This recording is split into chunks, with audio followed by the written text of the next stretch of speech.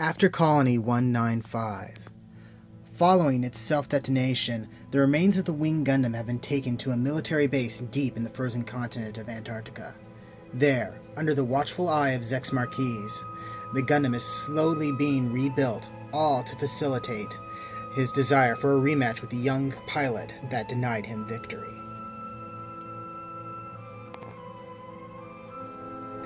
While it's being reconstructed, a team known as Antarctica Combat Testing, or ACT, has been studying the formidable mobile suit. Their hope is to either reverse engineer the Gundam or develop new technologies that can be used to strengthen their own military might. From this research has arisen several testbed mobile suits, most using the ubiquitous Leo as a base.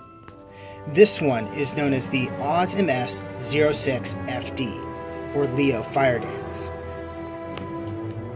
Designed for mid-range combat, this mobile suit, while compatible with Leo's main weapons, forgoes most in favor of a newly constructed flamethrower unit. Its standard armor has been replaced with a new superheat-resistant alloy, one that they hope not only resists the intense heat of the flamethrower, but that of beam weaponry as well.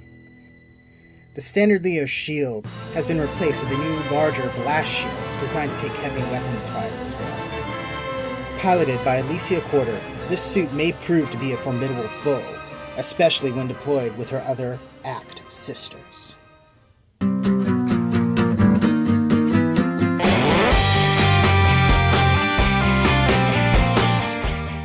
Hello everyone, welcome to Shelf Space. I'm your host, Rodimus13, and today we're looking at my customized Leo, the Leo Fire Dance.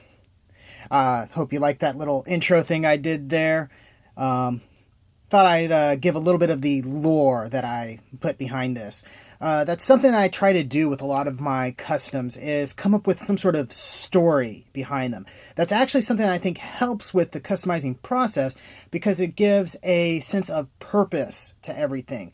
Why is this like this? What does it do in the universe? Stuff like that. Anyway, I'm not going to do a posability thing on this because I'm worried I might scratch the paint off, even though I did put some layers of clear coat on this. But I'm going to show off what it looks like, what I've done. So as you can see, the most striking thing about this is that it has been completely repainted. None of the original color remains except for the yellow mono eye visor piece. I've given it a nice red and silver and orange color scheme that is actually inspired by a Transformers fan character my wife created. In fact, that's actually where the name comes from. I had originally wanted to do this guy completely in red, and I was going to, and then I ran out of paint. So I had to improvise. I remember I had a lot of this aluminum color paint, so I went with that. And I think actually it's the better for it. The color really breaks it up and makes this look a lot better, I think. On the back, I've created the flamethrower backpack. It's actually made up of several pieces from a bear guy. That's where these little tank things and this weird sort of L-shaped thing came from, as well as parts from the Leo's own machine gun. That's where this thing comes from. And actually, this bar right here is part of the hand bar. This right here, that looks like it's some sort of valve or regulator or something, is actually the sight off of the Leo rifle. And that part right there is actually the little back plug from the Leo itself. The shield comes from the GNX Striker, or Striker Jinx, or whatever the heck you want to call it. And as soon as I noticed I had an extra one, I knew I had to do something with it. And after I got the Leo, I was like, that's going to look so cool on it. So I put it on there.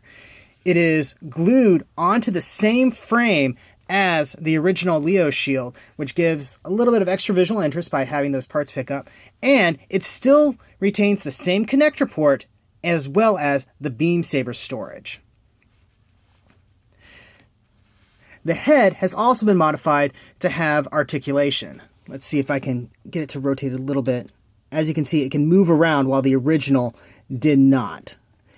Special shout out to Shoky for showing me exactly how to do that. Also shout out to Shoky for this idea. You'll notice that the eye seems to practically glow in the lights that I have shining onto it. That's because I took a thing out of his playbook and cut out a little tiny piece of foil sticker and put it behind the mono eye. And it looks amazing. I'm going to have to make sure to do that on all my Leos, custom or not, from here on out. Other painting techniques I did what's now my usual chipping technique. You can see the little splotches of gray. And all I did there was just took a little paintbrush and went dab, dab, dab all along. I'll be putting a video together later that shows exactly how I did that. I also did some dry brushing on this guy to give it an effect like it's been covered in soot and stuff.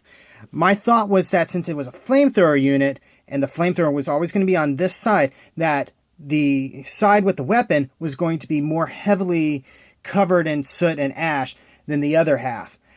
Not everybody has agreed with me on that, but that's okay. I'm still really happy with this. Also, you'll see that there are little decals that have been added on. Just a few little warning stickers and a number added to it. These are from just a generic set of water slides that I got when I started doing my very first custom, that would be the Tieren ground type, what I call tiger colors. I don't have a video on that, but I'll put a link to Shoky's video on it in the description, I believe.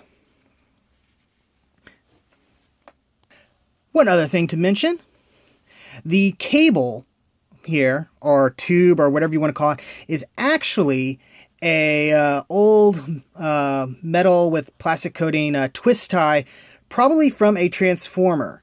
I've mentioned before that I kind of come from a Transformers background, and whenever I took out a Transformer from its packaging, I tended to hold onto the twist ties because I always figured I might be able to use them later or reuse them to secure the Transformer inside its shell again or something. And so I ended up with a bag of like just hundreds of these things. And since I haven't really used them for anything like that, I just went ahead, pulled one out, snipped it down to size, and put it here. It was a little difficult to work with, not because of the twist tie itself, but the paint I had on there initially started chipping off before I put on some clear coat. So I actually had to trim it a little bit shorter than I originally had intended. But I think the effect is still pretty good. I'm really happy with this, as I keep on saying. So yeah, this has been my Leo Fire Dance. I hope you guys enjoyed taking a look at it. And I'll be posting some more custom videos soon, I think. Don't forget to like, comment, subscribe, all that fun YouTube manipulation stuff. Check out the description below for links to other videos, as well as my storefront where you can get official Shelf Space t-shirts. And I'll see you guys the next time you invade my shelf space.